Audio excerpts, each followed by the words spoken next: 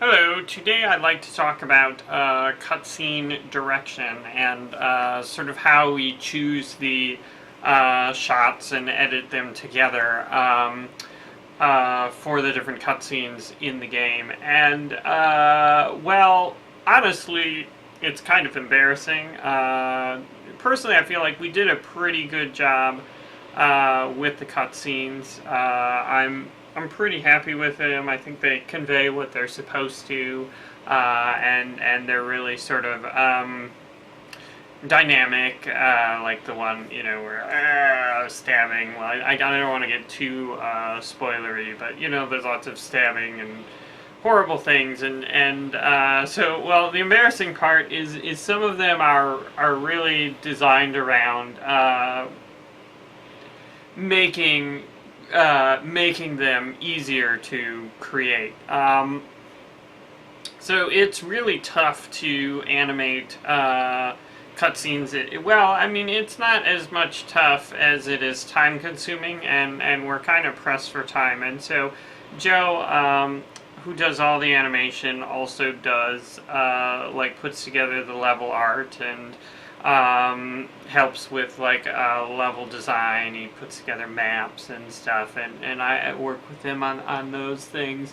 But he's stretched pretty thin, and so basically, we want to have all these interesting things happen in the game, but it takes a while for Joe to create them, and certainly, moving forward, we're working on better tools to help that, because we have a very sort of different, we invented our own sort of animation system. I've talked about it a couple times, and our maintenance guy is never fixing that toilet. It just randomly runs and ruins all my developer diaries. But I'm so indie, I'm going to keep going and not start from scratch, even though you heard the annoying toilet running, which has been irritating me for weeks, and it's not getting fixed. Anyway, so the basic thing is we have a vertex-based animation system, which is like morph targets, if you know what that means. If you don't, basically the idea is we have a 2D polygonal mesh for the character, and we move those points, and then it just uses regular texture mapping. So it's kind of like a paper doll, but we get smooth joints. Although it ends up being much more complicated to animate than a paper doll, because you have to move all these points and move them to the right position. And certainly we're working on ways to simplify that, but the moral of the story is just that it takes a lot of grunt work to create good animation, and I'm sure this is true even if we had a skeletal-based animation system. Sometimes you have to put extra joints for the shoulders and stuff, so you don't get the...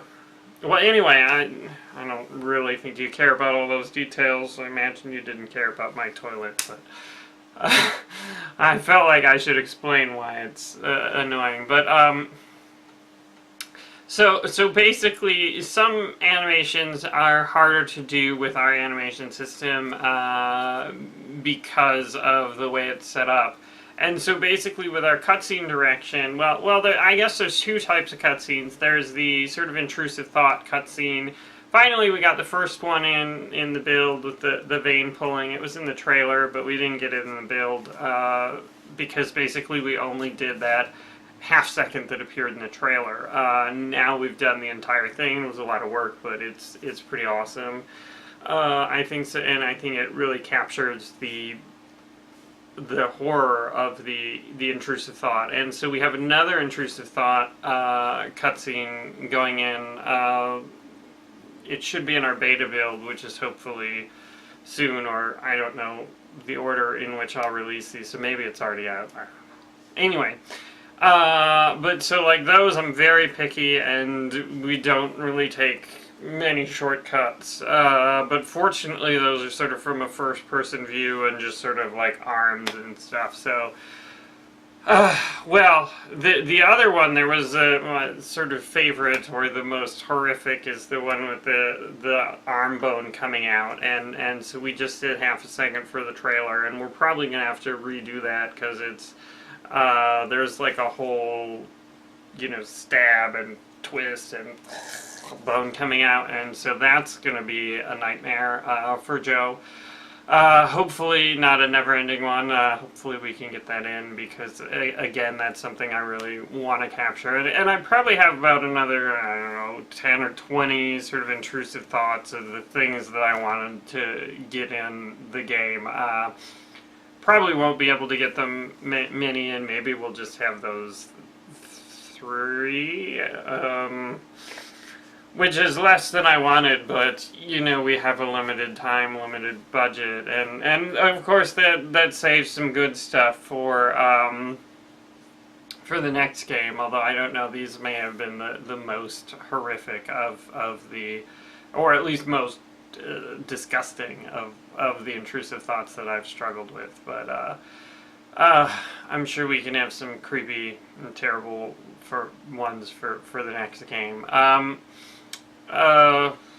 Anyway, so those I'm very particular about, but the other cutscenes, a lot of it is about framing a shot so we don't have to animate things that we don't want to animate. So, like there's a lot of close-ups on the face, on the hands, on the action that's happening, rather than showing the whole body, and that's deliberate. Usually I sit down with Joe and then we say, this is the general action.